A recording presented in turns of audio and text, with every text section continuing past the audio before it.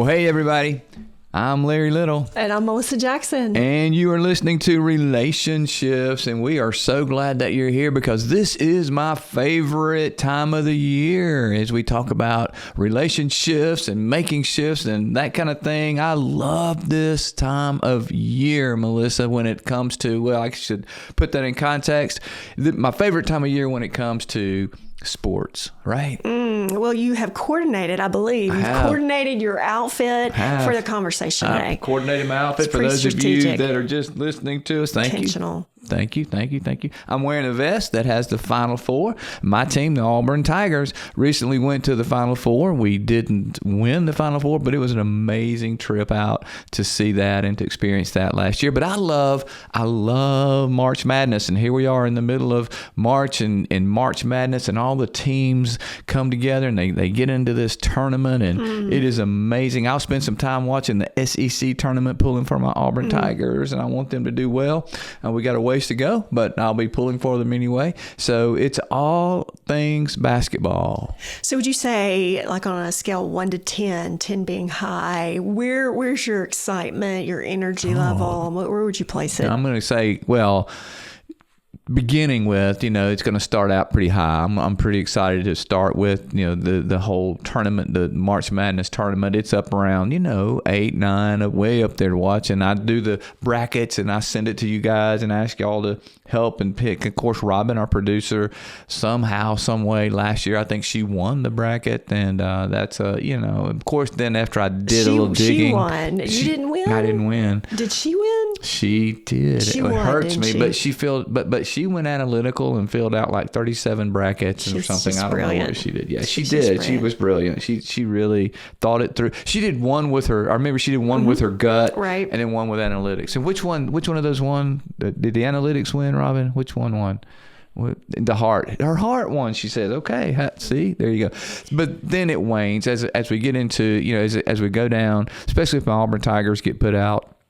I'm going to probably go down. I'm still interested. I still watch. But it decreases a little bit. Yeah. So just go ahead and put it out there. Put it out there. Where do you think Auburn will fall? Just their thoughts, just projection. Oh, man, this is going to get me in trouble. But I do think we have a good team. I think Stephen Pearl's done a very good job. I think he's had a lot of things to work through with this team coming together. I'm going to say this is just me. Just right? put it out there. Yeah. If we make it into the final 16, not the final. If we make it into the round of 16, I'm going to be very happy. Okay. Yeah. If we get it to the Sweet 16, I'm proud of those guys. Either way, I'm proud of them. It doesn't matter. But I think that's probably where our cap might be this year. I hope they surprise me. Fun stuff. Man, I hope they surprise me. Fun stuff. All right. So in light of that, we want to talk about personalities. We want to talk about the lion today, that strong extrovert. And we want to talk about how do they protect themselves. So we're kind of cross-comparing it to our March Madness, our basketball. It is true. Here's the thing. All right, little basketball talk for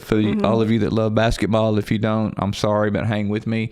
The best teams, statistically, historically, that have gone on to win, and what Auburn did last year and the way they made it to the Final Four is good defense. Good defense, knowing how to lock in on your opponent, knowing how to play good defense, how to make sure that you keep that score and keep them from scoring is really important. So playing good defense, protecting your side of the court, for those of you that really don't play basketball or understand basketball or care about basketball, it's important when you're playing defense on your side of the court to protect that goal, protect your court, your side of the court. So offense is really important. You got to be able to score, no doubt. But even more important is a team that knows how to lock in and play good defense, which is what we're going to talk about today in terms of personalities, because personalities, they have defenses that things happen, and we can call them coping mechanisms, we can call them whatever we want to call them, but really it's the defense mechanisms. What happens when these personalities go on defense, or do they go on defense? And all personalities, like you're saying, all personalities have a defense mode that causes them to want to protect themselves most of the time over the relationship, unfortunately, because something's going on. That's right. And so we want to break it down today and be specific about the lions. Aren't lions intriguing? I mean, they're just interesting, aren't they? They They just, they have this, they put themselves out there, but then at the same time, they are defensive. They're surprised by how they come across to other people. They always appear like they don't really know. If someone, helps them understand that, it's just always so enlightening because they don't know that. Well, the problem starts with any personality, but with lions, is they make assumptions. They assume that everybody, addresses things the way they do. Everybody plays defense the way they play defense, and it's just not they true. They put themselves out there, just not real true. clear, so they direct. And they think if that's what I do, surely you get that, and you appreciate that, or So we're gonna kind of bust that myth today, and let's work on being a little bit self-aware as lions and understanding how other people may perceive us, and then what we can do to do some things differently. I think to enhance, because it's not a heart issue, Melissa. It's not about lions have hard hearts. That's not it at all, although they may come across that way. So let's give them some tools to help them to enhance, to help their relationships to be stronger. That's good, because we all know some lions. If we are one, we know from our own self, but we also know some lions. What are you saying, Melissa? I'm not saying anything. Are you saying something here? Exactly right now. So here's some things we do want to accomplish. How can lions, they accidentally intimidate others? Accidentally, I think sometimes purposely, but accidentally as well. How to keep strength while creating emotional safety. That's a big one. I wanted to hit on that today. And then how do we make sure we turn control into clarity so it doesn't come across as we're trying to control the circumstance? Well, I think that's really important. And, the truth is, it starts with knowing who you are. Of course, as we were preparing for today, we asked Robin, we just asked her kind of what she thought your personality was, right? We asked her what she thought my personality. She had any trouble with mine. She just this is what I think you are. And then we got to you, and she, what do we think? What do you think Melissa is? And she paused, and she's so good at all the personalities. She just goes in and out of shifts from one to another as needs. She's the best. Are you defensive about that? Are you being? Yeah, I might be playing defense right now, but no problem saying who Larry is. We know we got him. That's for sure. Lionhead, but Melissa, no, she just uses them all so well. I don't know what to do with that. Lions use sarcasm too. They do that. This one does. But anyway, let's get going. We got some stats all right, here. Let's get serious. We got some all stats. Right, here we go. These are always so interesting to me. So interesting. So here's the first one. 53% say uncertainty about the future impacts their mental health. So when they don't know about the future, it really causes them to struggle in their mental health. Lions like to know about the future. They like to actually create the future. That's exactly right. Yeah. They live in the future, They Melissa. live in the future. I always say I live in the future. It's where I live as a lion. That's right. That's right. Here's the one that's wrong, the stat that's wrong, though. 39% report arguing about tone and attitude. Now, I think that's so low. Come on, if you're in a relationship with someone, have you not ever said, hey, don't talk to me that way, or what did you mean? Yeah, or what did you mean by that? What are you saying? What are you saying? 39% is probably low. I think it's low. And lions, they are not aware of their tone or their attitude. That's when right. they get in that zone, it's about hitting the target and being real distinct and clear. So here's another one too. 75% say they raise their voice at least some of the time in arguments. The people raise their voice in arguments. Those lions, they don't realize. Yeah, even if it's not yelling, it's raising your voice so to be heard. Make a point. What I just did. Yeah, you feel a lot of passion about what you're saying, or intensity, or you feel like you're not being heard, so you're going to say it a little stronger. It comes across as yelling. Mm-hmm.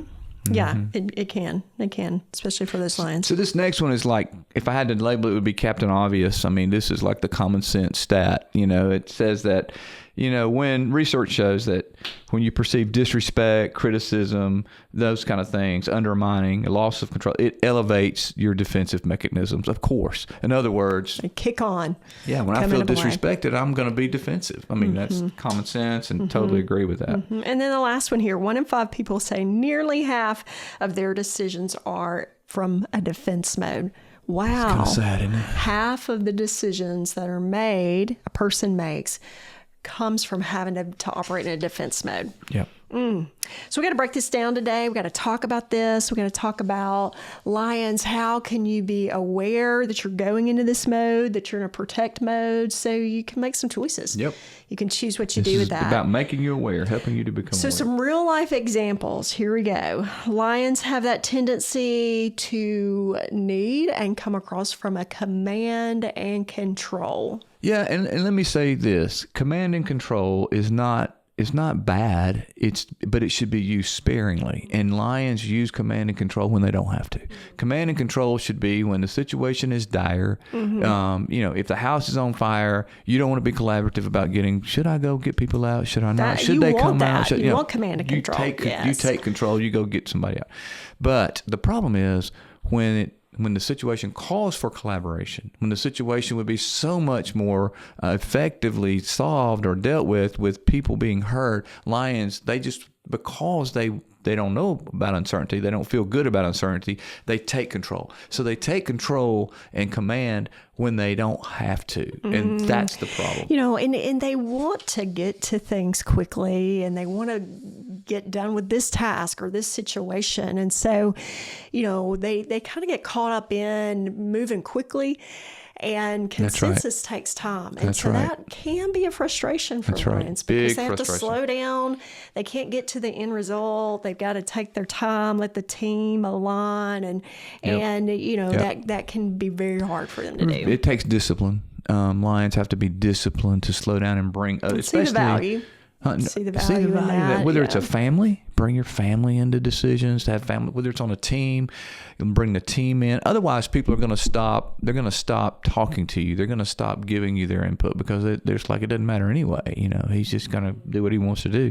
That command and control is really toxic and deadly for relationships. When it's over, you don't need to pick up the hammer all the time. There are other tools. That's hard. That's hard for lions because the hammer has worked for them on some level, and so they pick it up. They pick it up continuously, and it hurts relationships. The second real life example is they want to fix it first. They almost have this reflex.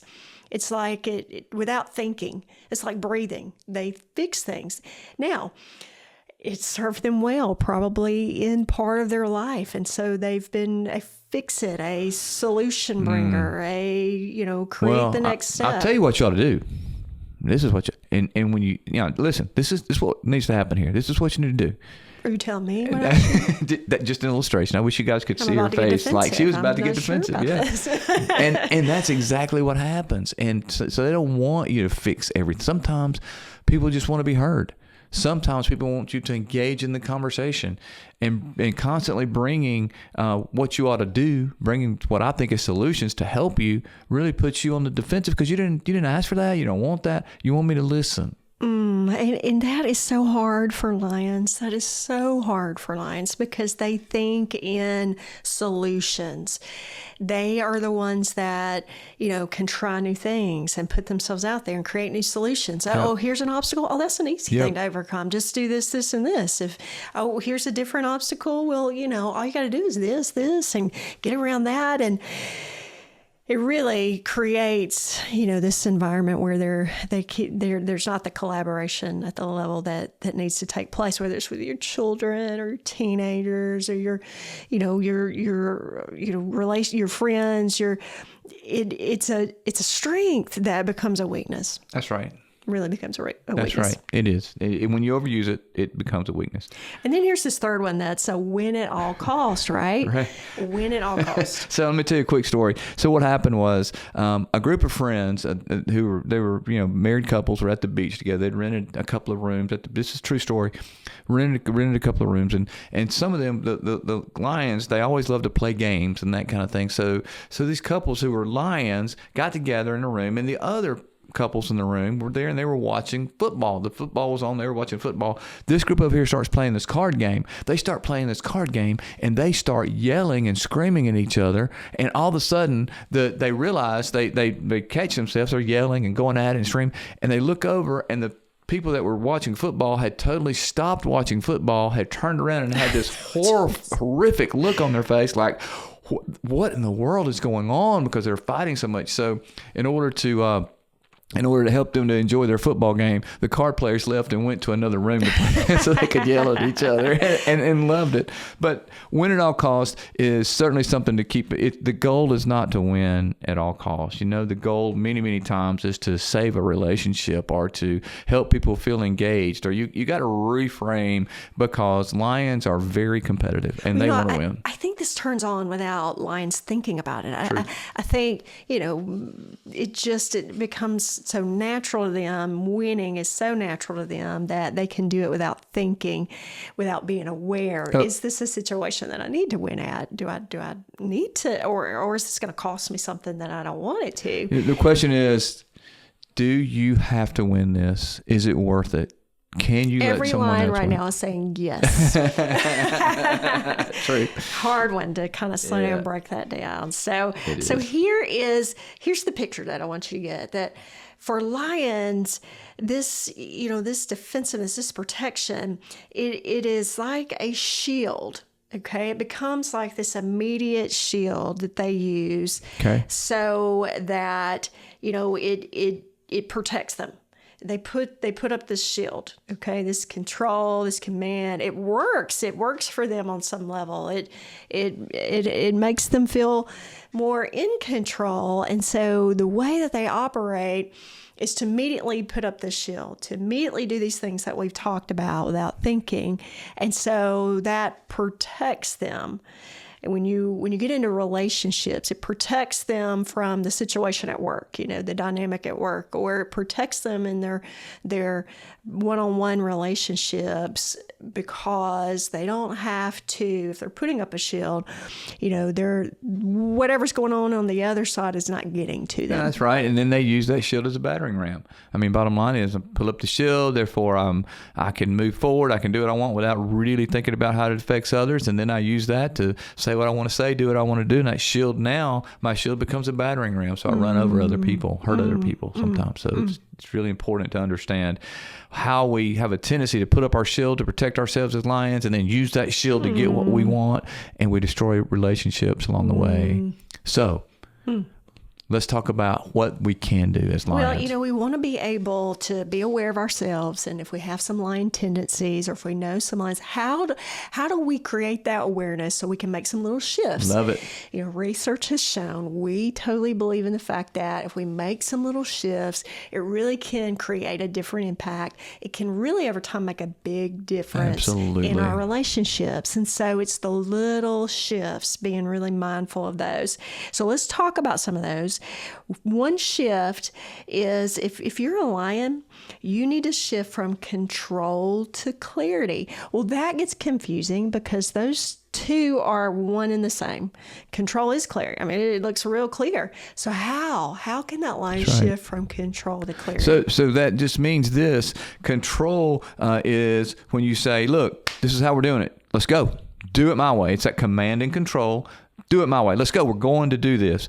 Clarity means, help me to understand the goal here. What is your timeline? When are you going Asking to some have questions, it? Oh, right? yeah. And who's going to own this? Make sure we have an owner. Make sure we know the timeline. Clarify the expectations, and then you can have accountability around it. So clarity it takes time. It does slow things down, but it's really important, because to be clear, we know, is to be kind. So one of the things we can really work on as lions is creating clarity over control. So make those two, they have two different definitions to them. Totally. Here's another one. Shift from blunt to direct. Ooh. So pause for a moment. Shift from blunt to direct. So, a lion is going to see those two as one and the same too. I mean, they don't think they're blunt, but I'm being direct. I'm telling you exactly what I think. You don't have to wonder. I don't want you to have to wonder. I'm going to be real clear. They think that, but they're being rude. And it looks like this. It looks like, look, you're missing the point. So just fix it. Just go fix it. But what if I were to stop and take a step back from that and still be firm and say, that's not what I was trying to say. I don't think you understood me. How can I help you to understand? Or even saying, help me to know what you just heard, to make sure that I am being clear, as we just talked about. I can be direct. Here's what I hear all the time with clients. Well, you don't have to worry what I'm thinking, because I'm just going to tell you. Well, the truth is, that's just an excuse for being rude. People don't necessarily care about what you're thinking all the time, nor do they need to hear it. Right. Instead, back up and think about, you can be direct. You cannot have fluff. They always say, I don't want to have fluff. I just want to tell it like it is. Well, there's a difference in fluff and being polite, fluff and respect, showing respect. It's very disrespectful to be blunt to others. You're saying, I don't care about you or your feelings or your thoughts I'm just going to be blunt. I'm not going to be disciplined enough to control my words. And it damages relationships. Words are important. People need words. They need words that are direct, but they need words that are kind. So taking a shift from when, if it comes to my mind, I'm going to say it. That's what happens. It's an impulsive kind of thing, to being careful to go, wait a minute, here's what I'm thinking, but here's how I should say it. Think about how I should say what I need to say, and show respect by in that conversation, by slowing it down, being direct, but being respectful. So maybe some of the determination from being blunt to being direct might be the motivation or the tone or the word choices that are used. Every bit of that. And even by asking a question, if nothing else, what did you hear? What did I just say? I want to make sure that we're on the same page. Are we on the same page? Any type of clarifying question helps here to soften some of that. Being blunt is not strength. Being blunt is really a weakness. We think it's strength, but it's not. Being direct is strength. So here's the third shift. Shift from deciding alone to asking for options. So instead of making all the decisions, deciding on your own what everybody else is going to do, how do you shift into asking for options? It is so important, because if you always bring all the answers all the time, you disengage everybody around you. People won't want to have a relationship with you in a work setting. They won't follow you in a family setting, in a relationship setting. They will feel invalidated, because you're a lone ranger. I know what we're going to do, and I know the right move, and this is what we're going to do. That is so degrading many times. And by the way, either somebody's lazy and they don't want to input, so they let you lead, or they're passive and they know it doesn't matter. There's no sense in saying anything, because he's not going to listen or she's not going to listen. So now they're passively aggressive. So instead of that, it's about, look, I think I have a thought, but I'd love to hear yours. Why don't you think through and give me a couple of options? What are a couple of things? Bring me some solutions that you think are the right thing. We do that all the time in our team meetings. We love for our leaders to bring us solutions, and that brings them into the process. And the same thing is true at the home. Same thing is true in relationships. Let someone have some ownership and bring you ideas, bring you options, and don't shoot them down, Lion. Don't shoot them down. Just even though they're not as good as yours, you're sure they're not as good as yours. It's much better to go with an inferior option than your own than to push yours through and hurt people you care about and lose the relationship. I think enough said on that one. Let's go to the fourth shift. Shift from intensity to naming the stakes. Shift from intensity to naming the stakes. Yeah, look. If you don't do this, if we don't get this done right, everything's going, to hell in a handbasket. It's all over. If we don't do this, it's all over. It's very important, that intensity, that urgency, is deadly, because you overuse that, then people, if everything is urgent, then nothing is important. And we have to back up and think through, okay, this is important to me. I hope it's important to you, and I really want us to get this right. That sounds so much better than, if we don't get this right, it's going to all fall apart. Do you hear the difference? Well, and I think intensity sometimes comes from a place of passion or a place of they feel very strongly about the purpose of whatever the situation is. I think it's so valued when those lions have someone that they do trust that comes around them that can help them see the details of the situation. So that lion can, with their purpose, see the reality. I think the smart lion allows those people to play different roles to help them because they might be so purposeful in something they're doing, feel a strongness about it, but they allow those people to help them temper. Temper. And one quick tool that'll help here, lions, if you can shift from looking at the task of the urgency to look at how you feel about the urgency and share that from a vulnerable standpoint. In other words, this is really important to me. I feel like I need to get this done. State and here's the why. why. Yeah, and make it a little bit vulnerable. That's good. And then our last one here, shifting from winning points to winning the relationship. Winning points. So lions assign, what I'm hearing is there's an assignment of a point, a scale. There's something that they get so many points for this or so many points for that. Yep. This goes back to the competition thing, but it's worse. It's they keep score. I win, you lose, end of discussion. I'm right, you're wrong, let's go.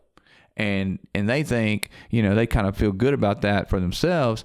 And what they're really doing is showing disrespect and a lack of care for the person that they're in that relationship. Instead of saying, I win, you lose. It's about, how about this? Let me join you. How can I help to make you successful? Let's do this together. What do you need from me? Changes the whole tone of the relationship. And the Lions' big thing, as we kind of wrap this up, is the Lions might say, well, you've given us these things and I don't really feel that. I don't care if you feel it. It's not about how you feel. It's about choosing to do the right thing. And then they'll say, well, isn't that manipulation? No. That's called caring enough about your own EQ and about the person that you're in a relationship with to shift your action, to shift your behavior. But why is that? Because your intent is you want to grow and you want this relationship to grow. It's not manipulation. It's growing. I don't care if you feel it. If I did what I felt like doing, I'd be at the beach right now selling surfboards. I mean, that's what I feel like doing is, hey, man, let's go down to the beach where it's warm. But what I'm choosing to do is to come here and live and work and that kind of thing because I think it's the right thing to do. So you choose to do the right thing even when you don't feel it. So we hope today that we've challenged the Lions to really think about, how do they protect and what do they want to do with that? How do they want to respond? How can they take some opportunity to make some little shifts and watch and see. How does it impact the relationship? How does it put the lion in a zone where they can learn something new because they're a little uncomfortable and they're allowing themselves to kind of lean on others on a different level and strengthen those relationships? I love it. What do you do on defense, Lions? Make sure play good defense. Be smart, be wise, do these shifts. And we're going to end today, Melissa, with a lion. We got a little lion dad joke. How about that? Let's hear it. Kind of, sort of. Let me try it out on you. You ready? Okay. All right. So, Melissa, what's the difference between coffee and your opinion? I asked for the coffee. I should have known the answer to that one. I couldn't resist that lion joke. It's spoken like a true lion, right? That's a really good one. All the things we just talked about, we totally undid with that one joke. It's amazing. Immediately. Oh, well. Oh, thank you so much for joining us. I hope that you've laughed a little bit, but I hope you've learned some things to help you or help someone you love to have those stronger relationships. Thank you for joining us on Relationships. It's just those little shifts that truly make a difference. Little shifts that make a big difference. RelationShifts. Little shifts that make a big difference.